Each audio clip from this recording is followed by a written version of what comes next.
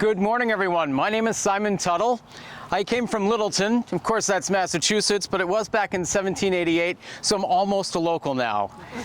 I was born on the 4th day of May in 1788.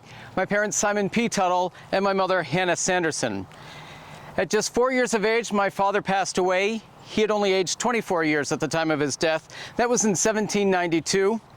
My mother remarried. She married Daniel Burt. They had 4 additional sons and a daughter.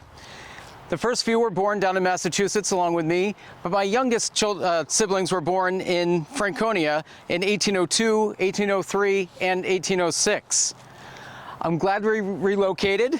My beloved Sarah Sally Sargent was from Thornton. She's a couple of years my senior. She was born August 17th, 1786. I fought in the War of 1812. I came home safely and wed Miss Sargent.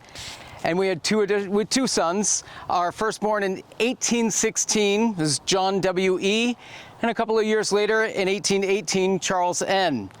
They both married, and they found that they wanted to settle closer down into the Hopkinton, New Hampshire area, but they visited this area frequently. I had a farm and an inn. It was north of Woodstock on the road north, I guess where Lincoln is these days. You might picture where Clark's Trading Post is. That's where the Tuttle Hotel, or really more of a tavern, was.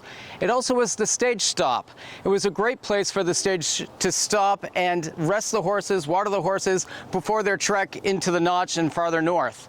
On the stage stop, on the stage coach, they carried the mail, which also made me the postmaster for Lincoln and North Woodstock when that mail arrived at my tavern.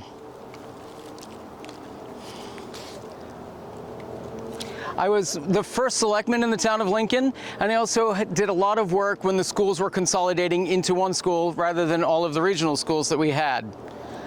I did widow my beloved Sarah on the 11th day of August in 1864. Of course, at that time, there was a church up here. The Will Baptist Church was located right near the cemetery. It was moved in 1890 and enlarged. It now sits down near Soldiers Park in North Woodstock. There's a window in there that was given in my memorial, and my grandson, Jacob Tuttle, left a large endowment fund for that church.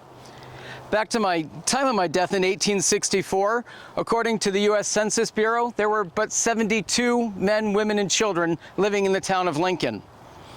And they lived either on the road north near me or the road off to the east, which led to the home of Thomas Pollard. And that's what I have to present you with Simon Tuttle.